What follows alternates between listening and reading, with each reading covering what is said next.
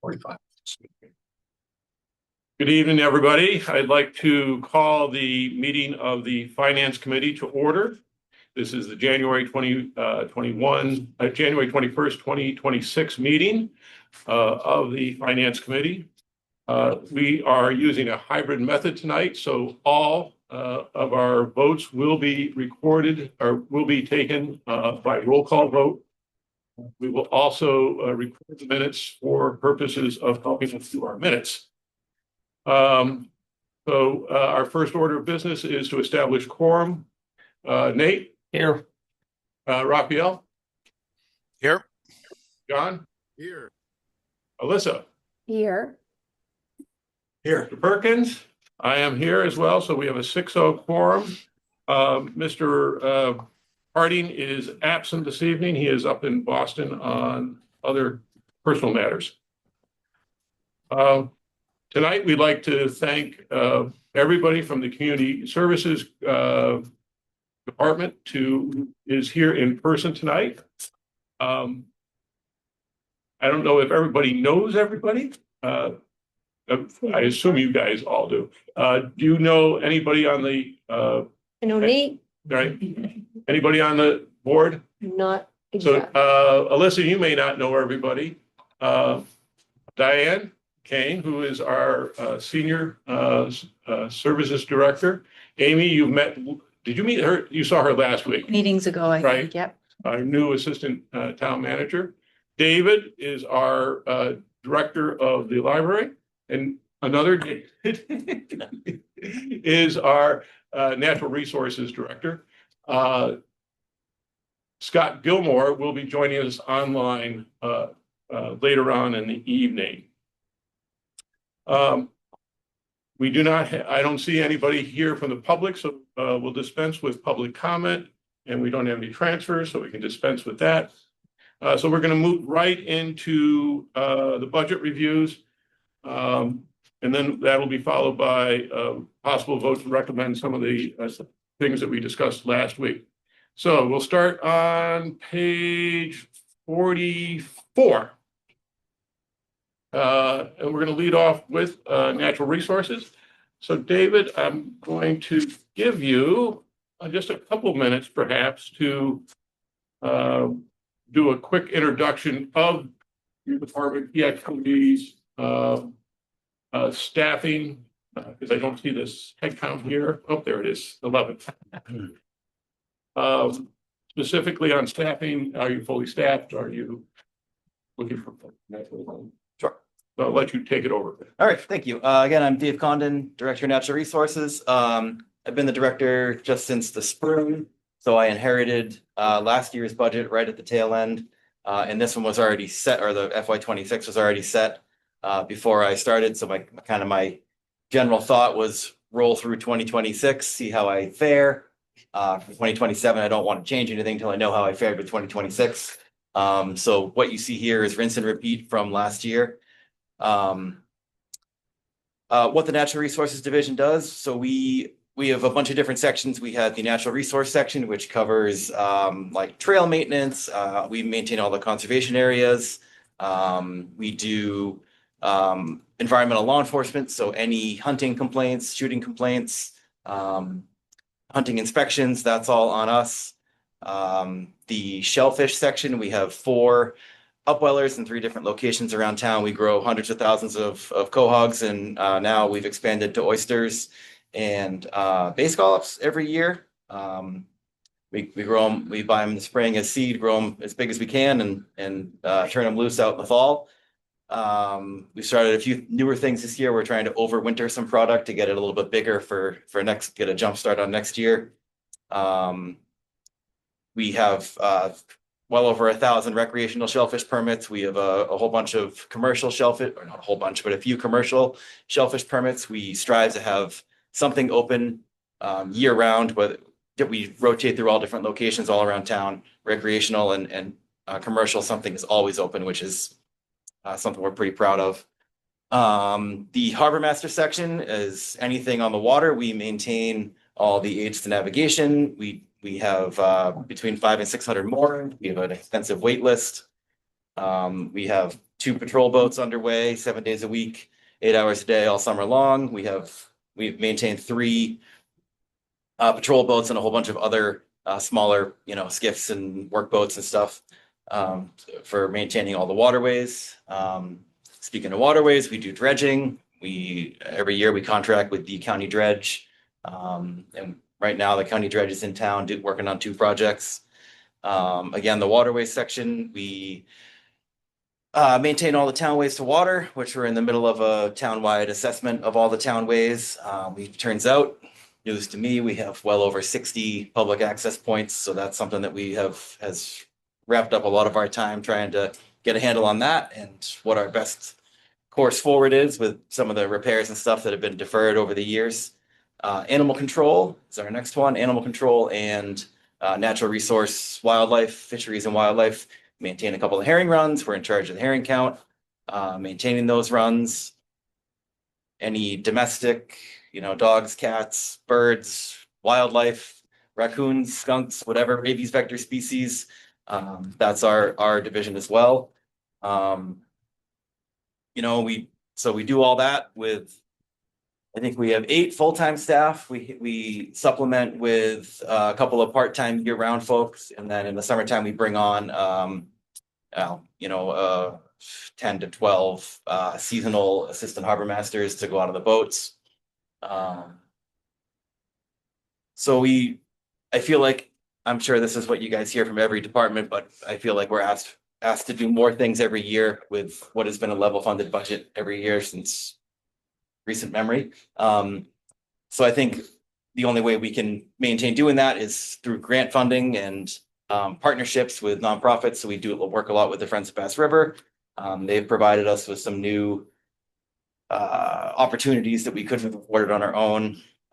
We're trying to find better ways to spend what money we have. Like a perfect example is historically, for the last few years anyway, for our recreational oyster season, we were buying oysters, full-size oysters from the grant holders in Yarmouth. And then they were literally just bringing them across Lewis Bay and dumping them out for people to pluck out of the water on a Sunday, which was incredibly expensive. Great to support those guys, but again, it was incredibly expensive. So we've working with the town of Falmouth, who has a great propagation program. They grow so many, they can't use them all. So we've been buying them from Falmouth, saving us a ton of money, and we're able to buy more and they go a lot further. So there are ways we are trying. Just about, yeah. They Wow. sell full size, but they sell all different sizes. But last year we bought full size, and now that's why we're overwintering some now, hoping we don't have to buy as many this year. But and then again, other grant funded projects. We've been very successful with CPC recently. They're funding a match to a $2.5 million construction project, if we can get the remaining grant funding. Dredging, we've been successful getting dredge grants and Seaport Economic Council grants to fund some of the dredging and permitting. So we're doing everything we can to make this budget that's level funded again go as far as it can. So as far as this FY27, the only change that's in here from 26 is the contractual salary increases for the overall just 1.5%. Again, everything else is rinse and repeat of last year. I think one of our big challenge this year is we have 8 full-time staff. We are effectively down 2 full-time staff right now.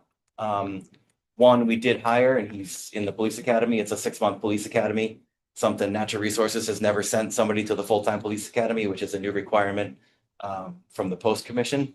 We used to go to a reserve academy at night, and historically they didn't pay people to go, but now our only choice is to send them to the full-time academy. So we are. And you're still recruiting one. We have another person who's out on a leave right now, so we are down again 2 full-time people. We are desperately trying to fill a couple of part-time spots. Assistant animal control, we've been having a heck of a time filling that. We did just hire a part-time deputy shellfish constable, and we have one more maybe in the works. But yeah, so because we're sending this new hire to the full-time police academy, It's an expense we didn't budget for, something we've never planned for and never experienced. So we're kind of, again, for our current situation, FY 26, we're fast and furiously spending our admin account on training, uniforms, ammunition, all the expenses we didn't plan for. So I think you'll see me back at some point, probably requesting talk to Jen about this Yep. down the road, a transfer at some point from the money we're saving in salaries, but that's another conversation for another day. Yep. But again, the budget, as you see it, is level funded with the exception of the salary increases. And if, I don't know if you want me to go through it like line by line, but if there's any specific questions or. Usually, yeah, Bear with my first one, so bear with there's me. not a lot of change. So I think the intrigue, obviously, the information that you just provided about the potential need for budget transfer at some point for the training expense to offset place out. Well, that'll be just a normal transfer request process. That's nothing reflected in next year's, because next year he'll be Great. trained and hopefully on And his own, ready to and go. your on-leave person is hopefully going to come back. That's the plan. We don't have a timeline or anything, but hopefully, yes. Nate, Packet landing and moorings, how many are you backlogged?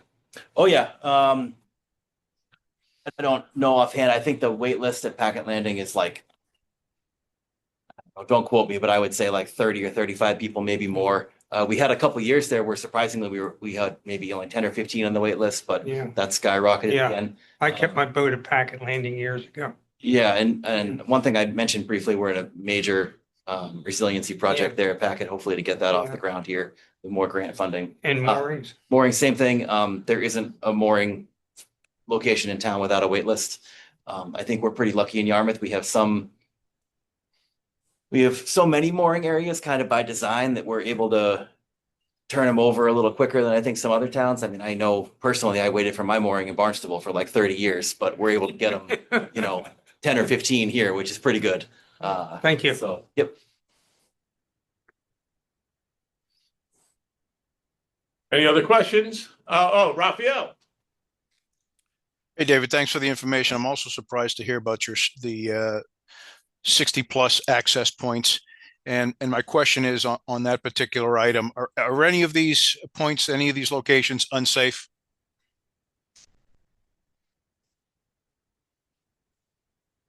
Yes, that's kind of how this whole project started. We went to when Bill Benetti was still here, we went to CPC looking for funding to repair or replace a set of stairs at one town way to water. And that CPC asked a very good question. They said, well, how do you know that's the one that's in the worst shape? I mean, we know it's in bad shape, but how do we know it's the worst? And the answer was we didn't have an answer. We didn't know if it was the worst. We just knew it was bad. So CPC kind of turned us around and had us do this town-wide assessment, which we are nearing the end of. We were scheduled to be done at the end of 25. We didn't quite make it there, but we have all the raw data.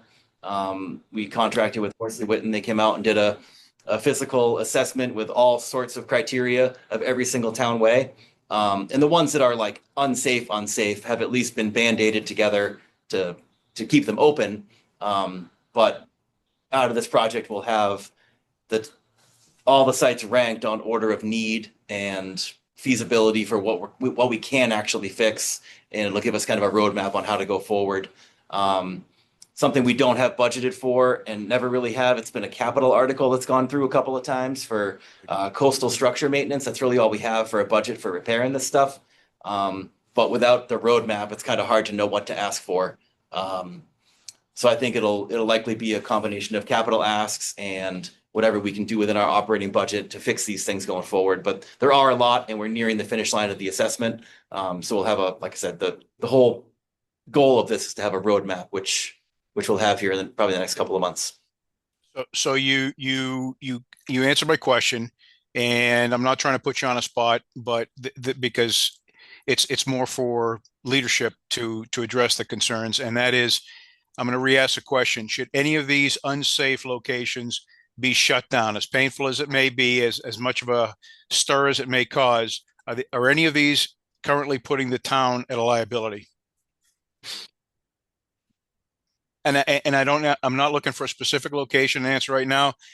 What I'm asking is if so, if any of these are unsafe to the point that we can cause injury or property damage, then my ask is that you bring us to town leadership and have that discussion.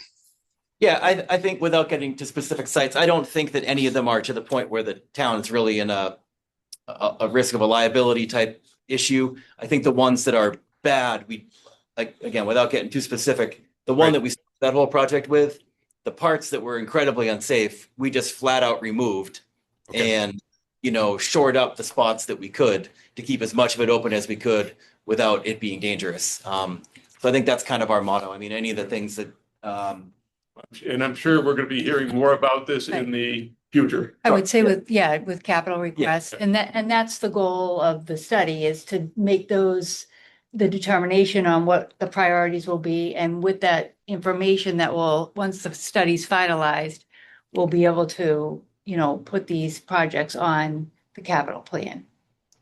Or ask for grant, get grant funding, CPA funding, whatever we feel is the right way to go with funding, so. I thank you. Thank you. Specific questions related to the budget. Just one, I got three actually. The dredge, that doesn't appear, is that because it's on the capital? Capital, yeah. Good enough. There are several entries here in a requested budget that are not rounded up. Is that simply because you took the old budget and percentage? Well, all right, thank you. Exactly, yep. And then finally, is there any interest in raising fees for those slips? And are we at least equal to adjacent towns? Right, so I didn't put in any fee requests, fee change requests this current round. We're in, at least for the slips and moorings in the harbor master world, we are constantly comparing ourselves to each other. In fact, the Cape and Islands Harbor Master Association, we have a giant spreadsheet that everybody is constantly updating their fees. So like with the click of a button, I can see that we are pretty much right in the middle. Packet Landing is again, right in the middle.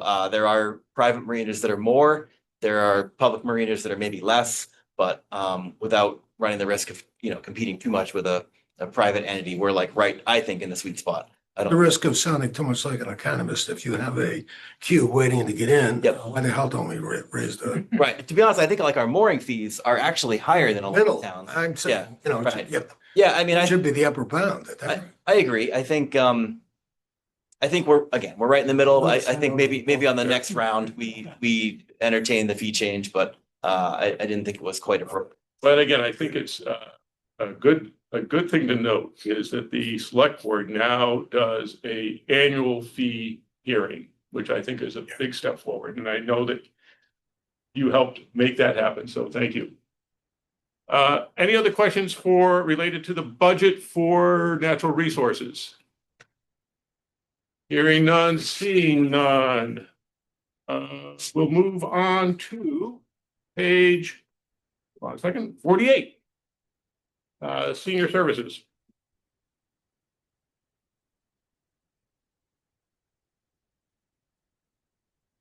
So we're pretty much staying the same. Our expenses are staying the same. The only increase, similar to Dave, was just in the salary. Because that was, so.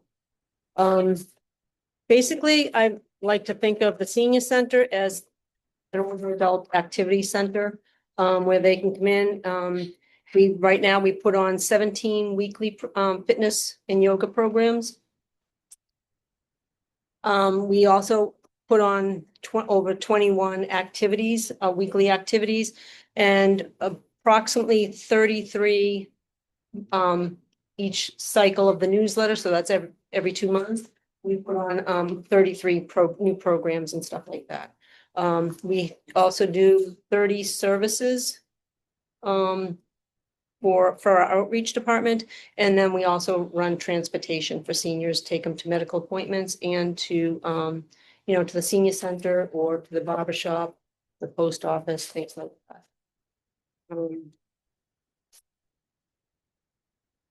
So we have 5 full-time staff members and 7 part-time staff members. And we had, at last count, 180 volunteers. We operate pretty much on volunteers.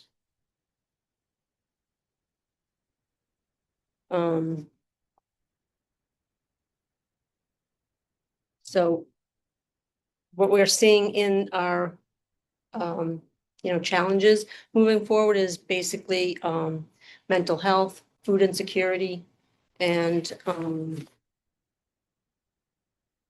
think that's it. And staffing. So right now we're down a programs coordinator, and we're down a transportation coordinator. And in the springtime, summertime, we're going to be losing our longtime social worker. Those full-time, are those Full-time and 1 part-time, so transportation's part? transportation's.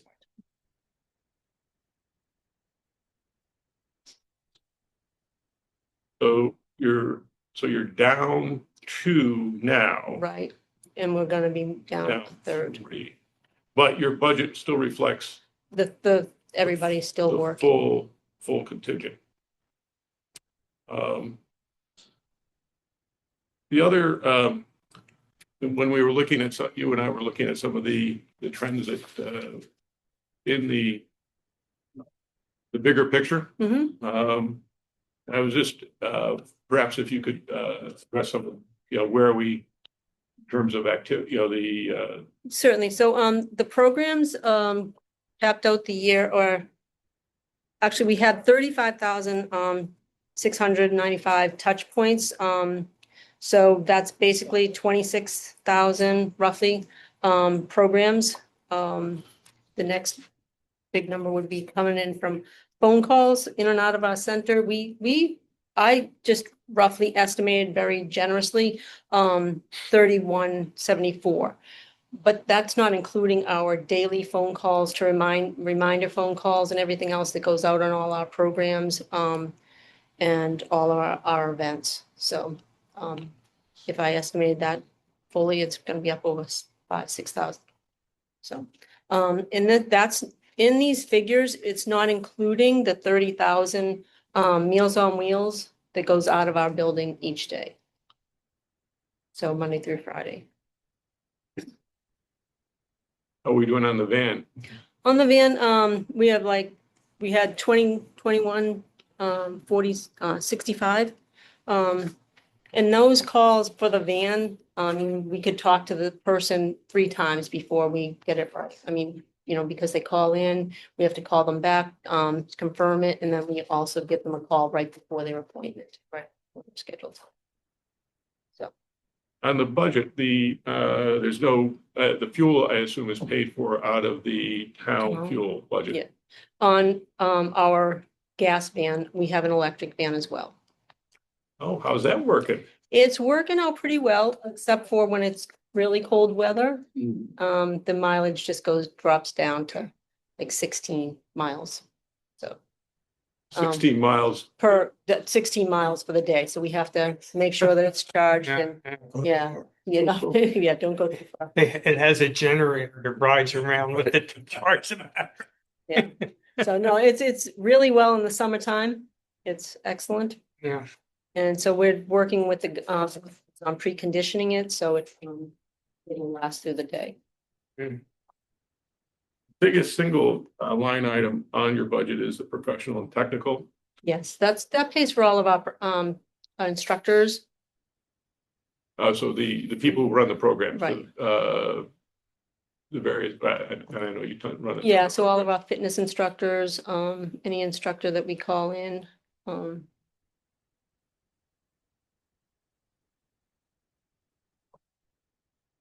Nate, Your staffing that you're looking for, what prerequisites would they need to? So for our programs coordinator, I'd like to see some creativity, someone that can, Yeah, but I'm more interested in the general ones that you might have.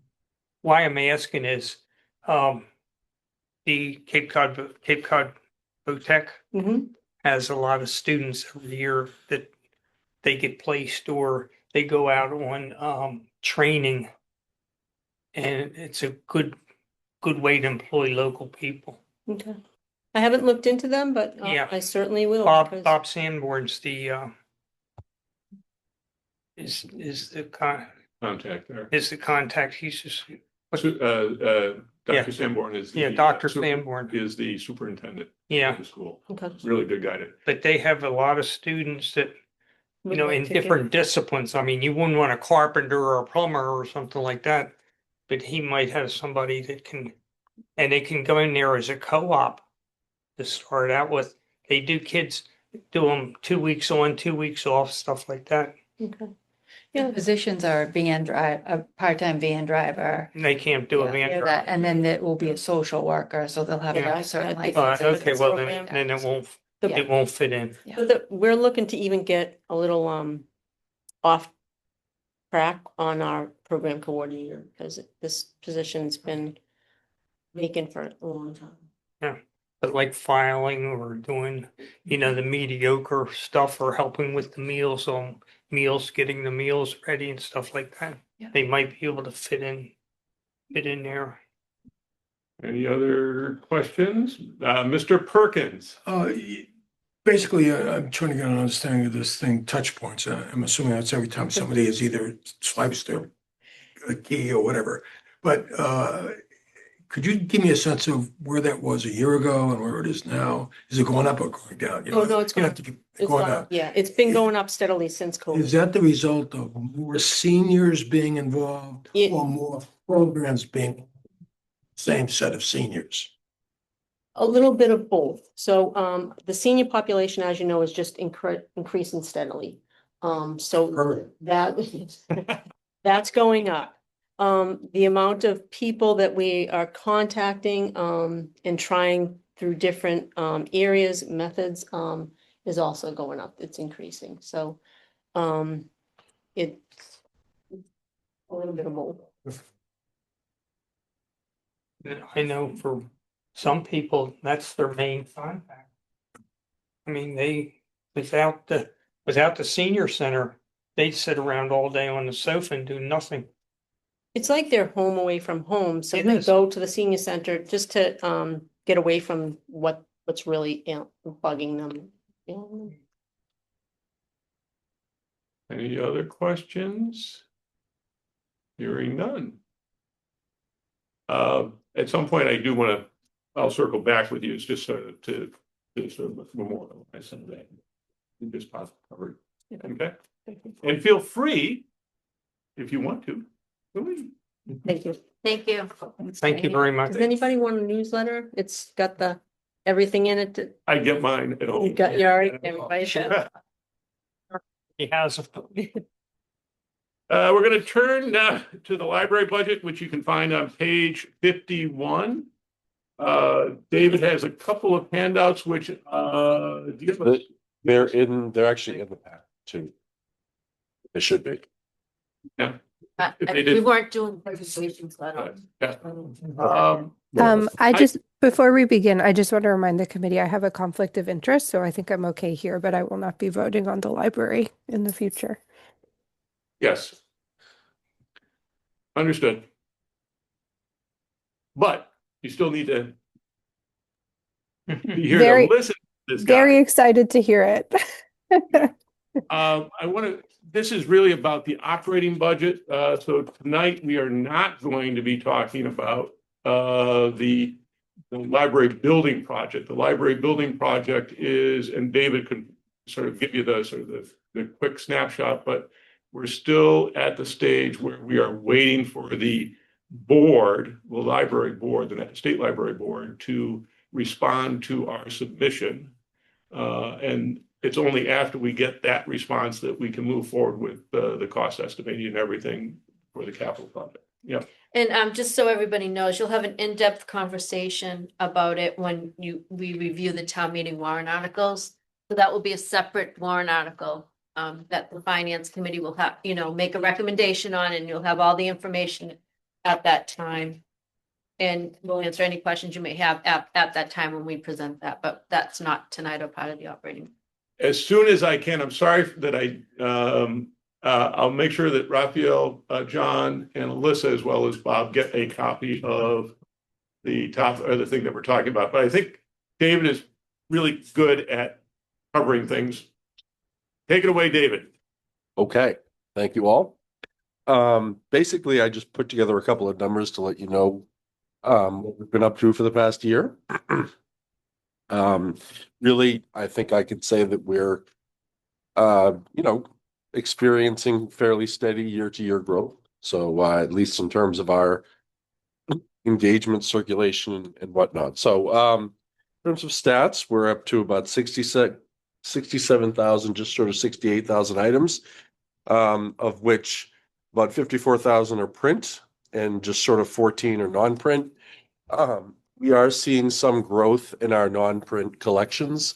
That's been something that both on the holding side and on the circulation side, that's been those sort of the balance between those two collections has been pretty static for a long time. And we're starting to see a little bit of a trend towards more electronic media usage. So that'll be something to watch to see whether that's just a blip or whether we're seeing a real shift.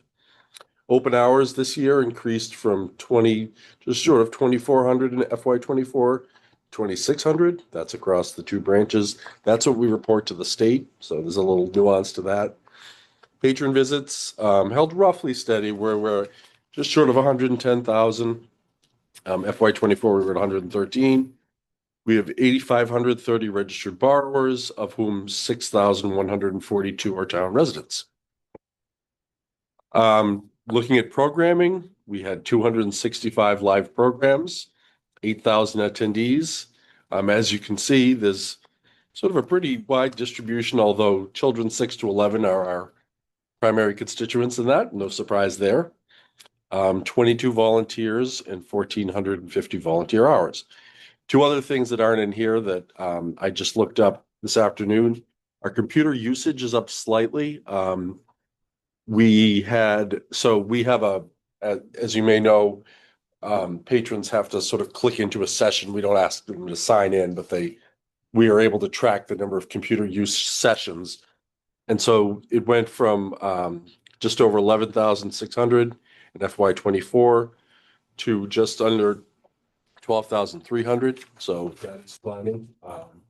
And in terms of our summer reading program, that continues to grow year over year. We had 200 participants in FY24 and 324 in FY25. In terms of distribution, same thing. Our biggest group is kids, basically 6 to 11 particularly, but we also had an increase in about 40 participants on the adult side as well. So we're getting a pretty good distribution across the age ranges. One of the things that I usually put together is just because I'm sure all of you are familiar with the certification requirements. Other places I've worked, that was not so much so. So in terms of our requirements from the state, we have to meet our municipal appropriation requirement. We have to meet our materials expenditure requirement. There are several standards of free library service, all of which we are in compliance with. So that's kind of boilerplate stuff. Looking at the numbers themselves, they calculate the municipal appropriation requirement. It's the average of the last 3 years' appropriations increased by 2.5%. So for this year, our number is 1,093,000 so on.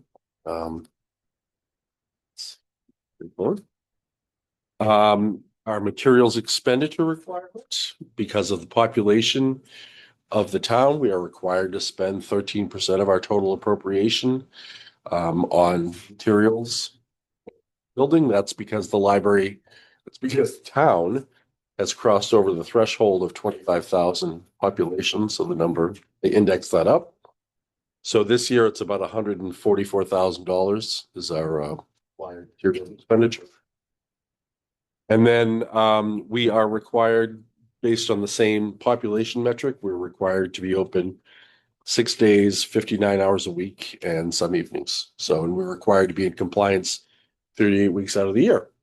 So that's pretty much what that is. I'm sure you've looked at the budget. It's not really a lot that's changed.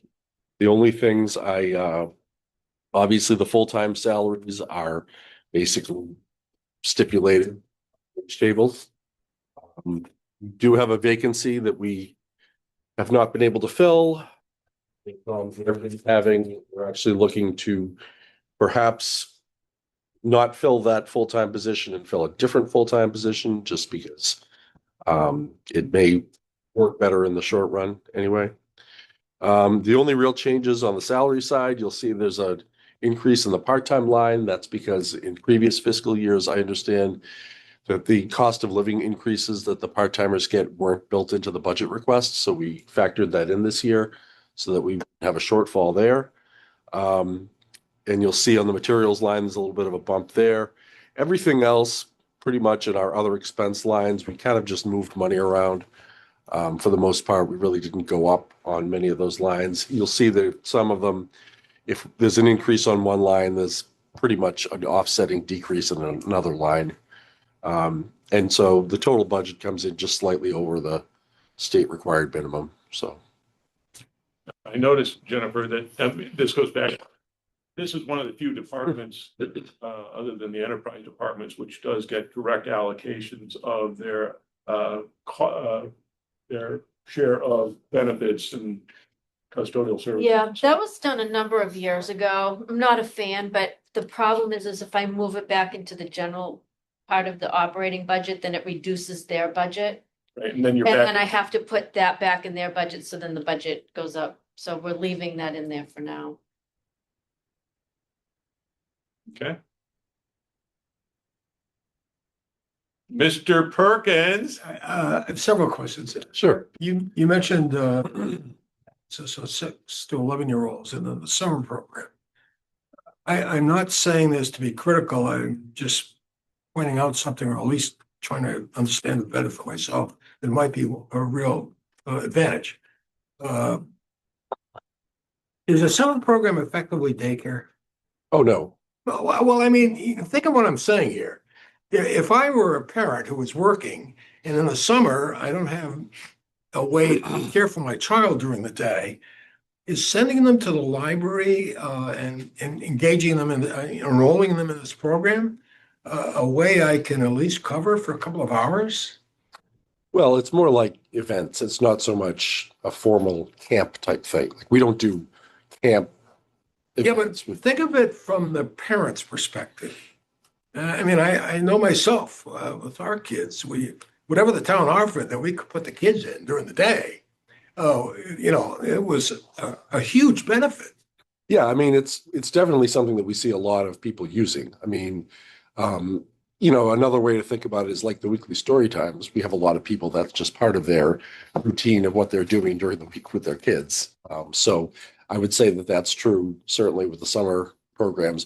We also do several very large programs. There's like a Renaissance Fair. There's a COD-Con comic book event. So it's a little bit of a mix, so that's where it's, and I'm obviously new to the department, so this is something that we're going to be developing. Mindy, our youth services supervisor, does quite a lot. Having worked in other places, I'm just kind of trying to get a sense of what people connect with, what people like, and then we'll continue to work on that as we move along. Another question organizationally, and getting a big discussion here, but you sell yourself as information resources. And I'm wondering whether there's an advantage organizationally to put you and the computer, whoever runs our hardware and networking capabilities together. They're very different animals.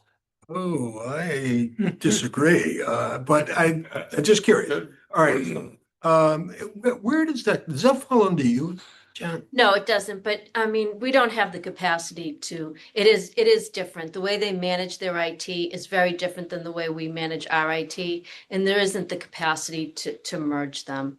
Every community I've ever worked in, it's the library, they have their IT department. Well, I'm So it's suggesting not something we'd be we're operating with an antiquated framework for what computing services do. And we're keeping it into this, sort of provide the hardware kind of stuff and not thinking as your real function is to provide information to the entire town, if not just the employees of the town. And we need not go any further than this. I'm just mentioning that. Finally, getting to the library stuff. You suggested that you can, or at least there's an appetite to go more towards digital as opposed to hard books. So having said that, how many newspapers do we subscribe to right now? And are those paper or? Oh, they're still paper, yeah. It's about a dozen. Yeah. We actually just How many added, national? we've got the New York Times and the Wall Street Journal as national papers, and then mostly a lot of regional papers. We have Regional Globe, papers would be the. all of the Cape Cod papers. Yeah, I mean, I think we have just about every Cape Cod paper that is printed. Okay, so how about periodicals? We've got a substantial collection, but that is a collection that is disappearing because the industry is going the way of the dodo. So, Let me characterize that further. Journals of opinion. I'm just looking. The library plays this role in a democratic society of informing the public. And if we don't have ways for the public to easily access those opinions and arguments, we find ourselves where we are today. I'll say no more. Yes. Well, we do put a lot of thought into the way that we curate the collection in terms of making sure that we buy materials from all over, a range of opinions on all items. So, we are certainly, one constraint that we do have is that the facilities at this point are the size that they are. So that, does create a certain. That's why I began with the issue of, electronic access. Most of those periodicals are now electronically, and the subscriptions are hell of a lot cheaper. Yeah, although French. it's it's really a different reader, and that's part of it, is that it's not so much that the resources aren't there. And actually, I would say that it's not really true to say that the electronic collections are cheaper, because they're in most cases not. It's just that it's a different kind of reader. Okay. So, I mean, I do think years ago, there was much discussion about the fact that this whole transition was going to happen very quickly. And this is, as I said, the first year that we're really seeing any kind of meaningful possible shift. But with that said, we had a huge backfill, if you will, in terms of juvenile circulation. And those are always, that's print materials. People keep innovating in that sector in different ways. Yeah. The heart and soul of those collections is always going to be print. So that hasn't really changed anything. I will say that on the e-resources side, especially for, adult materials, it's a really challenging thing to manage, because there has been a tremendous amount of consolidation on the library side in those industries. So there really are only a few vendors. The prices are very high. I think people have the idea that somehow the e-content is less expensive, and it's actually not true. It's actually more expensive. And one of the challenges is that it's very much a subscription model. You're not buying materials and curating. You are curating a collection, but it's not a permanent collection the same way that print is. So it's a very different No, I'm to do. So like newspapers and periodicals, not so much that, all of them have. Yeah. Usually, at least the ones I subscribe to have access to back copies. But I just curious, just questions I have. we just added the New York Times. So if you want to access that from home, we can. Yes. What did you offer it? Some newspaper up? No. I mean, the electronic Oh. New York Times. Yeah. No, they've been expanding the way that they offer that resource. Alyssa, as a big library fan of the libraries, I know, I see your son there often. I Did think you have a he question? lives there. Yes, I did. So I was curious about the seminar's mileage. I wanted to clarify, is that workers going in between the buildings, or is that just like, does that refer more to them going to other events that they can claim mileage for? I just want to understand Yeah, the that's really line for item. conferences. So like Mindy and Rebecca went to the Massachusetts Library Association, or they're going to because they're actually presenting in a couple of months. So that would be how we would pay for that. There are also a number of national conferences that Mindy has expressed an interest in going to. I don't think that's going to happen for other reasons, but PLA Public Library Association is in Minneapolis this year, and I think she's a little trepidatious about going to Minneapolis because she was planning to go, and I think she's rethinking that. So, but that's what that's for. Okay. And do they get reimbursed for going back and forth, or no? I don't know if So that falls under your jurisdiction or the town's bylaws. I can answer that if you could. Yes, they can, yes, they would get reimbursed from going back and forth. If they have to come Okay. to town hall and then go back to the library, they would. Not everybody puts in for it, and it's not something we police. So it's not something we would call somebody up and say, oh, you didn't put mileage, because we don't know if they're going back and forth. But yes, it's offered to all employees going through back and forth from town offices. They are eligible to get mileage reimbursement.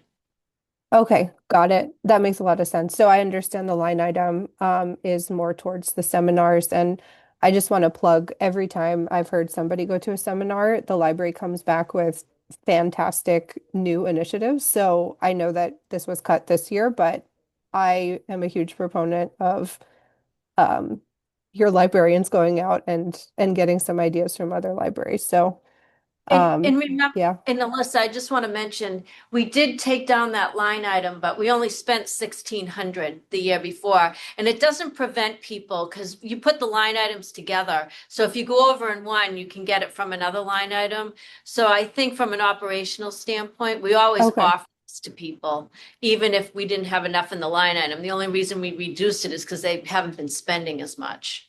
yeah, Got it. Not that we're cutting back on people getting training or anything like that. Okay, got it. Makes sense. Thank you for clarifying. Mr. Anderson. Just two questions. Do you have a breakdown of the visits between South and West Yarmouth as a percent? And then you mentioned like the state requirements. Are those requirements for each library, or like the town as a whole, that you can combine the two libraries into meeting those requirements? If that makes sense. Yes. So South is orders of magnitude busier than West. West, I think, I don't have the people counter numbers off the top of my head, but I want to say it's probably 8-1. I mean, maybe more. So as regards in favor of South, I should say, as regards the certification requirements, it's for the whole system. So like our open hours, that's why we're open 2 nights in West and 2 nights at South. We could consolidate everything in one location. But right now we're choosing to do it that way as a means of, having West open a couple of evenings at night and kind of balancing everything out. So, but the open hours, the libraries are staffed and open to the public more hours than what we say as the quote unquote open hours, but we can only count the hours that are not duplicated, but across the branches for the purposes of the state certification. So if that makes sense. Yep, got it. Thank you. I have one more question. I don't know if we covered this, apologies, but the equipment lease, what are you leasing out right now? And when is that contract negotiated? That's the copier, mostly anyway. And I think we actually just got a new one. I know we just got a new one at West. I'm not sure when the lease is up for the one at South, but I think it's in the next couple of years. They've been pretty level year to year. Obviously, for some people, that is one of their primary reasons why they come to the library. So we always try to stay on top of that because we I can't believe, well, I shouldn't say I can't believe how much, but we go through an amazing amount of paper. But And toner. that is, yes, but that is, a service that's why we're there for a lot of people. So that's fine. And the dues and memberships reflects the software that we use for the point of sale, right? Dues and memberships is the clams membership. Clams. So, and that too, the reason that there is a change in that is because, again, we didn't end up using the full line. The way that clams works is we pay a base fee and then we contract through them for certain additional services, some of the databases and some of the other things. So that's kind of where that is. We also, like you'll see there's in the delivery line, I know we actually pay a small fee for delivery to the 2 branches so that instead of everything coming into like south and then us bringing it over to west, they get drop-offs at each location and we process all the delivered materials there. So, but that is reflected in the budget. So. Okay. Any other questions? And like I say, we will be revisiting this one when we do get the warrant article and we have some more information about the library. You want me to talk any more about the building or? No, We'll deal with that when we have the Sure. article. when we have the real number. We'll have you in then, and then it will be Yeah. focused on that. Hopefully the next couple of months. Well, it's going to have to be the next couple of months. Thank you so much for coming in Thank you. tonight. Our Steve Reynolds, who is our master of recreation, had another commitment, but Amy is something of. Yes, Scott. Oh, Scott, oh, we can do, if go? Scott is here, we can switch to Scott. Mr. Gilmore. Good evening. How are you? We're good. Since Steve isn't here, let's go to page 105. Thank you. Thank you. And I did hand out to some folks some of the some of the statistics on your annual passes, the big increase there, rounds played and so on. I don't know if you'd like to, before we dig into the details, maybe just give everybody a quick overview of what's going on in the golf business. Yeah, sure. So yeah, we're very strong again this season. I mean, we've been very strong for a few years now. And I pulled numbers from last year and we did last calendar year. They're similar to the fiscal. We did 97,000 rounds last year, which is a record. I mean, so we've done like a record every last couple of years.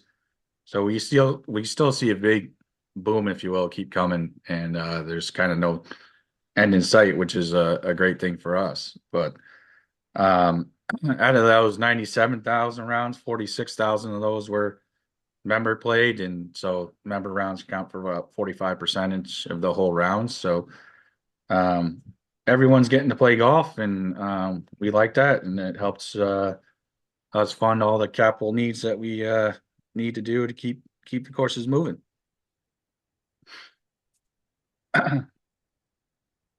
So we're gonna go, we might as well just switch then, because this goes right into the revenue discussion. So if we start at the top of the budget page 105, so this is the first time, this is one of the few departments which obviously generates a lot of revenue.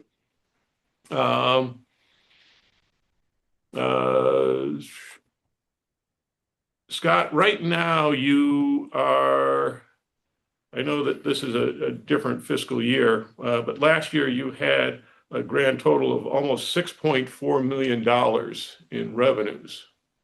Yeah, so I also did the numbers from the first 6 months of this fiscal, and compared to the same period last year. yeah, so currently we have taken in, so at this time last year, we took in 3.2 million in revenues. And this year so far, we're at 3.5 in revenues. So we're roughly up, 300,000, if not a little bit more. I'm sorry, we're roughly up 500,000 because we took in 369,000 in memberships as opposed to 290 last year as well. So through our Black Friday sale as well. So we are doing strong than last year, and we set record numbers with I think it was like close to 6.3 million that we brought in total revenues last year. So we're excited where we're headed, and we're going to keep on trucking that way. For those who weren't part of the annual fee hearing, could you sort of quickly recap what you're doing on fees for the upcoming fiscal year? Yeah, so we're increasing the fees. They're modest. They're roughly 3 to 4% across the board for the membership categories. Higher to the annual more than the senior and the junior rate, or sorry, the twilight rate, but they're all within that 4%. We're not trying to do like a big increase, if you will, just trying to do a modest one throughout the every year we go in front of it. It helps bring in the membership revenue, helps, pays the bills in the winter and get us moving to put money in the bank to do all the capital needs that are needed. A couple of big things down the pipeline or a lot of work needs to go into Bass River, irrigation, bunker renovation, tees, the whole 9 yards needs to happen over there. Plus Bayberry, we got some unknowns with wastewater and what happens there. And then we're looking at some improvements to the cart barn and what we can bring into that. And there's just kind of a lot that needs to keep happening to the courses. So You're talking cart barn, you're talking specifically the Bayberry Hills cart barn, correct? yeah, we got a plan in the works to look at what that looks like with the renovation, so we can go to electric carts, and then with a function facility above it, so we can start to do tournaments and other functions that we've never really been able to do to capitalize on another revenue stream. So we got a plan in the works to look at all that, so we can figure out what that might cost and what that might look like, so we can make some educated decisions on that possible project. Again, consistent with our general strategy, the recommended budget for revenues is not the 100%. It's a percentage of what is possible. So this is the almost 6 million that's recommended for FY 27 is hopefully will be exceeded, but you never know. It's golf. Yeah, it's still, I know it's close to 6 million. Still, based on last year and even the year before that, we exceeded it. So it's very still on the conservative side, because we don't want to go too high, and then with DOR and everything, we like to stay on the conservative side. So it's roughly a 15% increase. Usually we're in the 10, but this helps us not, try to avoid some transfers in the late fiscal that kind of make it hard to continue to run. Since we never know what kind of happens in May and June, what we need to fix and what happens in those last couple months. So this is still conservative, yet I feel very confident in definitely going to exceed it. Questions, Mr. Perkins? Scott, This is specifically on revenues. We'll get into expenses in a minute. Scott, I'll let you toot your horn here, but why are we booming and several other courses on the Cape are, closing down? One in Falmouth's going to be a solar farm, and I don't know, a couple of others just are where we were 10 years ago. Well, what explains that? Yeah, so golf is pretty finicky, if you will. The one in Falmouth there, that's a pretty good course. But unfortunately, it's kind of like they didn't do any improvements for a very, very long time. So, you know, it would cost a lot of money to fix that one up, to just even it like up to par, if you will. Where we're in a very good spot here in Yarmouth. We've done a lot of investments to kind of catch up, to always kind of set ourselves apart. We don't want to get stuck back where we were a few years back.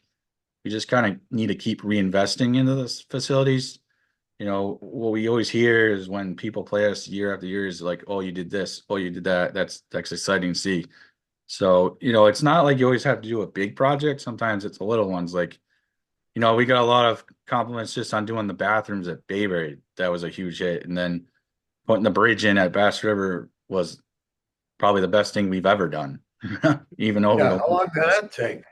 You're right. That You took a can long break the time. membership down between before and after the bridge, you know. But you know, it's golf is one of those things where if you keep reinvesting, keep showing the improvements to the place, and keep the conditions up, you're gonna have some great luck. And you know, we are a tourist destination, so people are definitely gonna come to the Cape to play golf. We just want to kind of make sure they're playing us. Okay, at least two of the rounds that they're playing Right. out of the three. So, moral of the story is keep the thing maintained. Yeah, keep it in great shape like we do, and then like I said, keep throwing some the capital expenses that need to go out to keep them into the next category, if you will. So if you are choosing a course between a couple, you're going to say, oh well, Bayberry or Bass River were spectacular, I'm going to go back there, as opposed, because most people that come from the public are gonna play most of them or a few of them. We just want to be the one that they say, oh yeah, I'm definitely coming back to that one. Any other questions on the revenue side? Move to the expense side. Just by way of context, the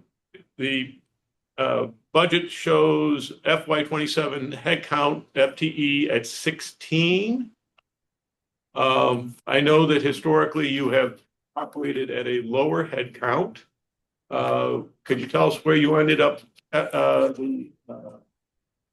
Yeah, we're currently at 13 right now, full time. And then we have an open position for mechanic right now that's been open for actually over a year. Having a very hard time to find that role. But and then we're one of the key changes to the budget is another full-time operations person. No additional full-time people, if you will, just a change on the way we operate. But we just found that we just need another full-time with the amount of hours in the day and how many days we're operating. so let me recap. So you have 13 on board now, Yep. plus the one mechanic position. Yep. And you're planning on filling one more of the 16. So you bring yourself up to 15 at the end of this. Yep. And like I said, who knows when that will actually occur? We kind of hope to fill the mechanic last year. We still haven't, but hopefully sooner rather than later. But we're not lack of trying. But it's kind of tough out there sometimes. Good job, but that's the key difference. Nothing like earth shattering. As far as the other like big time expenses that you're going to see in the budget are cart lease, equipment lease, GPS is part of the cart lease, you know, so that's why that one looks, you know, quite high. And then, you know, credit card expenses, a bigger number there is actually good. That means we're doing really well. But as we always look to keep that percentage down. But you know, when that number is higher every year, that means we've done a lot more business. So nothing earth shattering. It's just more of a kind of cost of doing business nowadays, really, on some of these items. One of the other things, which again, similar to the library, but more because it is an enterprise account. Obviously, the things like the health insurance, pensions, and so on are included in this budget. So we will not be, we have to wait until those numbers are finalized, I guess. Well, no, we're not gonna change them. The numbers haven't been Oh, finalized, but we We'll won't just, change we'll these. just do that at the, No, it just goes back into the retained earnings. Okay. It gives them more flexibility in their budget. that's the answer. Yeah, the cart lease is obviously the biggest thing. Is that the reflection of more carts? Or? Yeah, well, it's a couple things. I mean, so we have 185 carts now instead of 180. And then we took on the GPSs, which was I mean, they're a lot nicer than what we had before, a lot more capable of other things as to control the carts as well. And then from the prior lease, it was, $70,000 more than the last one, just from, we entered in the last one during COVID. And then, so this one just boomed after it. That was the cheapest one we could get. So just kind of, it was just, yeah, we got a couple more carts, but it was just $70,000 more a year for that lease. And then with the GPS on top of that, just added to the cost. But we did increase cart fees to kind of counter that as well. So people seem to like the carts and like the GPS, so that's a great thing. But hopefully that is kind of leveled off in the next one, which won't be for a few years. But electric is actually a little bit cheaper than gas, so hopefully that we get that going our way before the next lease is up. Mr. Nate. For electric carts, if you switch to electric carts, what safety precautions are you going to have so that if you had a fire or you had a shorted battery or something, you don't burn the whole place down? Yeah, so all that would be done in the study to make sure that it's fireproof to what we need to do for whatever is required there. I'm not positive what that all looks like, but that will all be part of the study that we're doing. And then we're looking at, alternatives to charge it, like with solar and battery power to do that. So we want to make sure we're covering everything and not having a chance to burn the building down. I mean, they've lost boats and everything else when one electric car shorts out. Right. That's a big concern about electric vehicles. Thank you. Any other questions? Like I say, it's always a pleasure when a business which was literally on its last legs and headed out the door has had such a remarkable turnaround. Hey, Richard, Yep. one quick question for me. Scott, on the credit card expenses, do you allow members to purchase membership with credit card? Yep. They can do it right in the shop or online, actually. And they can use their credit card. Yep. Because that's got to be a pretty hefty So we do take a chunk hit of that fee, right? Yeah, so that is sizable. But we kind of build that in on other things as well as on our merchandise and everything that we know we're gonna take that hit. But to us, it's worth it to take the hit because we can give them a deal and get some revenue in the off season. But we do take the credit card any time of the year, though. Yeah, one of the interesting parts, if you go back in Yarmouth golf lore, at one point the people had been complaining about their inability to. They wanted the town to finance their membership. You could pay it in down payments. Do you remember that? No. Yeah. There at one time we did 3 payments. Another time, there was a convenience fee well back when we got rid of that too. But we found that, just giving the people the option of the credit card with no fee, no nothing, it's a very good thing to have. And like I said, we want to, capitalize on that transaction right then and there. And so we do kind of eat that cost, but that's okay because we do build it into other things that, can help offset it. Excellent.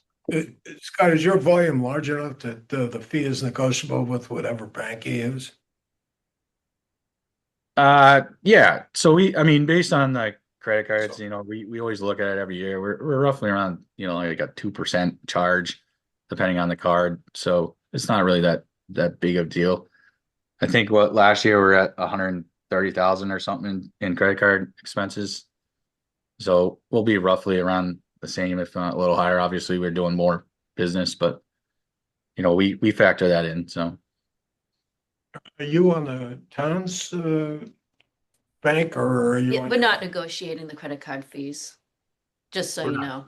We're not big enough. Not big. no, we process through our own provider. That's probably different than the towns. We run everything through Club Profit, but I'm sure they're similar in the amount of percentage they get. So 2% is pretty good. yeah. Speaking from a guy who knows on the retail side how much it costs. This is peanuts to to a lot of other businesses. So Excellent. Any other questions for Scott? We'll send you on your way otherwise. I appreciate it. Thank you so much. Like I say, Steve Reynolds is not here, right? If you go to page 55, again, this is, I don't know, it's fairly, the budget itself is fairly unremarkable. Steve only has 3 FTEs.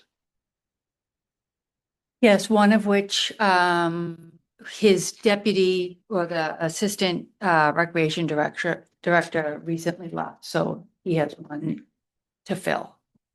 Wow. So, yeah, And he's heading into his prime. he's very busy with basketball season. Yes.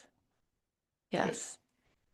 So that job has been posted and we're hoping to fill it as soon as possible. As soon as possible. Yeah.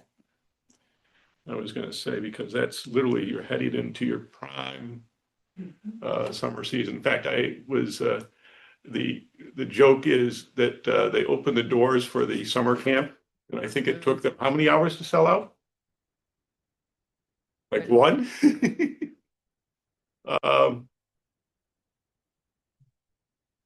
So I think, again, it's worth remembering that this is also operated as a revolving fund business. So the fees that are paid for the various programs go into that revolving fund and they're used to offset the expenses associated with these programs. Anything else? No, I think these are just, contractual increases for the salaries, and that's really, other than that, it's a level funded. I know everybody always loves to ask the question, how are we doing on recruiting our lifeguards and summer camp personnel? Because those are the,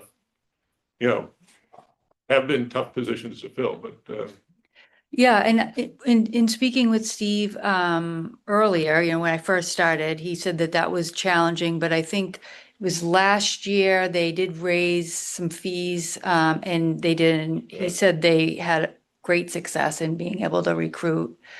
He also says there's a good atmosphere between a lot of the lifeguards at the different spots, and so he's hoping that, that coupled with the recent increase, he'll be able to get a lot of them back for the season. I remember him saying last year, part of the benefit or part of the strength of their was the outreach, basically, of the more senior counselors and lifeguards, basically were his recruiting engine.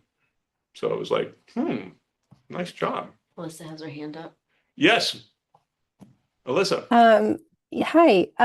So I'm not sure if you can speak to this, but I do happen to recall last year we also had some staffing departures that we were looking to fill and kind of thinking about has there been any talks on what we can do to be competitive? I know recreation isn't quite the same as life-saving, police, but I know they're thinking about bonuses and or sign-on bonuses, and I do think it's a very important resource that you're providing the town. I mean, like super, super important, especially as a parent. So I was just curious if we've had any of those conversations since this I mean, it just seems to keep happening.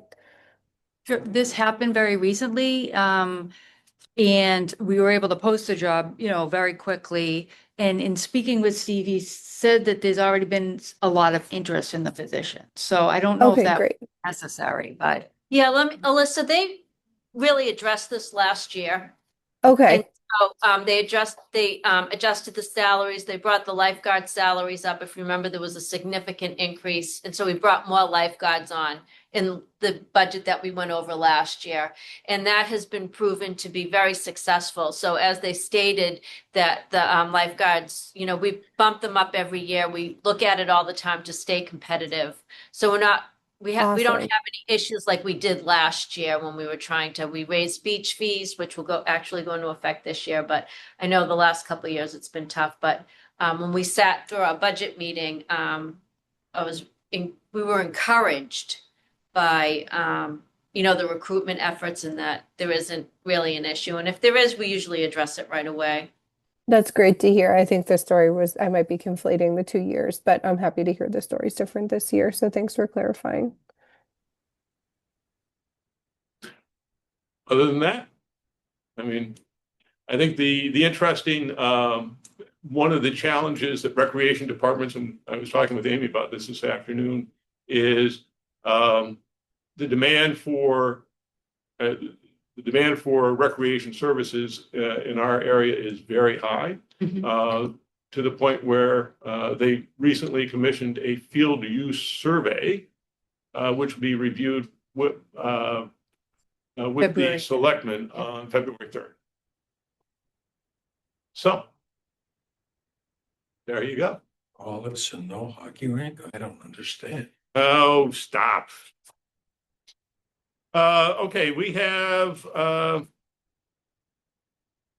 move on. Thank you so much for everybody for participating in that. Moving on,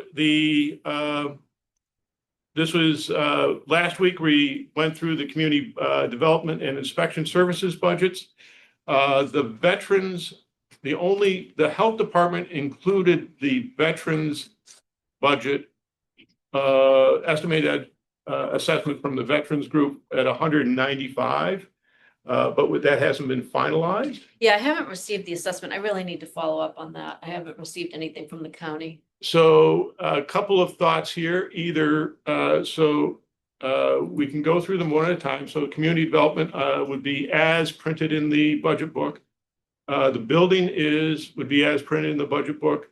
We could do health excluding the veterans assessment as a provisional vote tonight, or we can just defer the health until the assessment is known. So preference here for the group? It doesn't make any difference? Okay.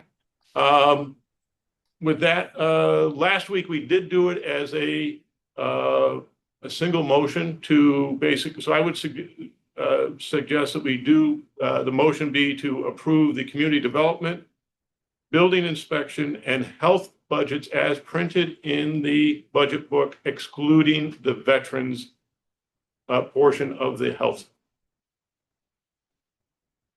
Can I ask one question about the veterans? What does that pay for? Is that like a contribution to It's the actually, state? no. It's a real program. So basically, it's a great example of a program that is run for all of the towns out of a single group, which does provide a tremendous number of veterans benefits. And that usually comes in. Yeah, so the county provides it's a veterans agent, so there's money that we pay for an assessment for his services. And so any veteran in the town of Yarmouth would go to the agent to get veterans benefits that are reimbursed by the state by 75%, which you see on state aid coming in. So this is separate and different from It's a the hard- Yeah. state. But we pay the benefits. No, Yeah. Just, Yeah, so the assessment is the benefits that we would pay the veterans, and the veterans agent who works for all towns other than Falmouth has their own veterans agent. And so he works for the county. So we actually pay for his services to do all the paperwork, to get to the state, because we do get reimbursed 75% from the state for the services that the veterans receive, the aid that the veterans receive, which so can this is not the state veterans agent that's in Hyannis. And also there's a, VA, another VA person, national in Hyannis. Just curious. Yeah, so, Because I'm and, eligible. yeah, so typically, as part of the select board's review or, hearings, he usually comes once, around this time, and I don't know when he's on the select board's, agenda, but we'll hear directly from him at some point at the select board meeting. Raphael. So to be clear procedurally, by deferring or excluding this one line item, we're giving Jennifer plenty of time to review the assessment and all the data to come in, correct? Correct. Thank you. So, do I hear a motion? I'll move it. Mr. Perkins, thank you. I'll second. Raphael, thank you. We have a motion and a second. Is there any further discussion? Hearing none, seeing none. Roll call vote. Nate? Aye. John? Aye. Raphael? Aye. Alyssa? Aye. All right. And I'm an aye as well, carry 6-0. Thank you so much. Next up are discussion and possible votes to approve 2 prior meeting minutes. Jackie has been working her tail off, and so we actually have both the first and second meeting agendas or minutes in the packet. Were there any alterations, suggestions? John? Oh, nope. No, I would say I would move to approve both of them. All right, second that. Okay. Okay, so Anderson, Perkins. Roll call vote. Nate, Aye. John, Aye. Raphael, Aye. Alyssa, Aye. All right. and I'm an aye as well. Carry 6-0. Okay, I have a couple of things. Obviously, next week we're going to do a little break from the normal budget. Jennifer's going to give us a quick update on some of the wastewater financials. If time permits, I might give the committee a quick update on school budgets as well, and Emmy Small. So, but that would be for next week. The week after that is going to go back to DPW as a whole, and that's obviously covers a lot of ground. And I just, as a personal note, I wanted to let this group know that I did file a state ethics form. So this is for me. So I'm a member of a private charity group, and when I did have a question about whether or not I had to file a form that is the appearance of a possible disclosure of Conflict of conflict of interest. I don't have one, but I did spoke with the attorney of the day at the Ethics Commission. She was very helpful. And her first question, though, was, are you a special municipal employee? Are we? Yes. Yes. The answer is yes. You are. Yes, we are. So if at any point in the future you need to contact the attorney of the day, you can respond that yes, you are a special municipal employee. So that's the and so the other thing, we are the appointing authority for the capital budget committee, that they are also special municipal employees. The planning board, pretty much anybody who has a zoning board, right? It's all covered in here, It's all covered in there. and you have till February 6, I think, to do it. Right. If you haven't gotten your, Turn that in or you have to? Yeah. Yeah, You so- don't have, you don't have to turn, I went here to turn it in and they said the computer over and he Oh, told them I right. did it. right. Yeah, so what Nate is referring to is this is not the full-blown training, but just a No. annual review to remind you what you already know. You're supposed to know. So just again, as a matter of, just get it done. Thank you. Yeah. Are there any other individual items that the committee would like to bring up? Hearing none. I hear a motion to adjourn. I will make it. Mr. Perkins, I'll second. Nate. Nate, Aye. John, Aye. Javier, Aye. Alyssa? Aye. I am, Aye. and I'm an aye. So 6-0 at 7:25. Thank you. I'm Thank gonna you. turn you guys Thank off. Thank every, you.